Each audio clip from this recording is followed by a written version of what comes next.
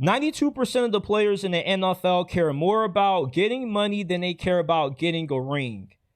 Most of these NFL players don't lose sleep at night after their careers are over, knowing that they retired without a ring. They can care less about it. It's like, you want to get as much money as possible and get as much generational wealth that you can obtain while you can play this game for such a short amount of time. And very often, not only do these players care about money more than they care about winning championships, but they also care about numbers. They also care about being the guy who is the most responsible for the team's success. It's called ego. And to win the Super Bowl, to be a championship contender, everybody has to be able to put their ego aside for the betterment of the team. A.J. Brown can't do that. A.J. Brown isn't willing to sacrifice taking a back seat in order for the Philadelphia Eagles to win. It's unrealistic for A.J. Brown to get 9-10 targets every single game with the amount of good players that the Eagles have on that squad. They have too many mouths to feed to appease A.J. Brown's demands. The Eagles need to sit A.J. Brown down and give him this ultimatum. Either you're willing to sacrifice and take a back seat and wait your turn and perform when your number is called, or we trade you to the Carolina Panthers, the New York Jets, and whoever else is one of the bottom feeders in the NFL right now. So you can put up all the great numbers in the world that you want to, get all the targets that your heart desires, but you can become a loser in the process. Because what A.J. Brown has is a loser's mentality that somehow happens to be on a Super Bowl team, and eventually the Eagles are going to have to part ways with A.J. Brown. Jalen Hurts is not a bad quarterback, but A.J. Brown's lack of production is making the media come after Jalen Hurts. Devontae Smith has been pretty good. Dallas Goedert looks pretty good.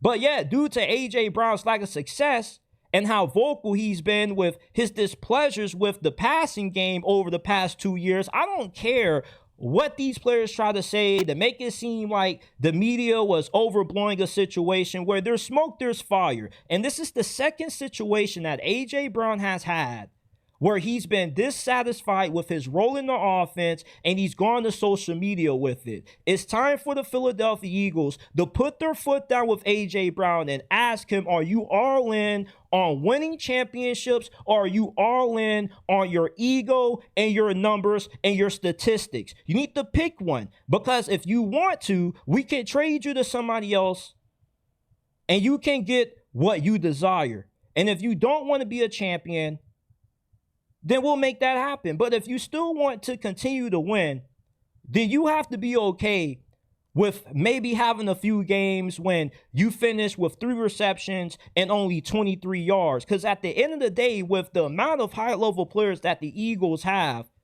there's going to be games when A.J. Brown goes off and some games when Dallas Goedert, Saquon, or Devontae Smith goes off. Everybody can't eat their cake and have it too. I don't see Devontae Smith going to social media and being vocal when he doesn't get targeted. One team, one goal. You can't win championships with players that have a me-first attitude. If you win the game, who cares about your stats? Now, it's one thing to be frustrated if you're losing. Okay, yeah, I want to be able to make a play because maybe I could have made a play if I got a few more opportunities thrown my way that could have changed the game and maybe we could have won. But that's not the case. The Eagles are undefeated. And yet that's not enough for A.J. Brown unless he's the star, unless he's the reason for why the Eagles are 4-0. And that's why it would be in the Eagles' best interest to trade him. He's not a championship caliber player. Championship caliber players have to be willing to sacrifice. Chris Bosh was an absolute dog when he was in Toronto. And he was willing to be the third option behind Dwayne Wade and LeBron James in order to win a championship. That's what it is. That's what it takes to be a championship caliber player in this league. You see, every time you have a guy that starts to exit their prime, then they want to start to chase the ring, like DeAndre Hopkins. Why is that? Because the players care more about going to a situation that allows them to thrive and have success and get paid a lot of money than taking less, not having a lot of production, and winning championships. Because it's hard to take a back seat, even when you're winning.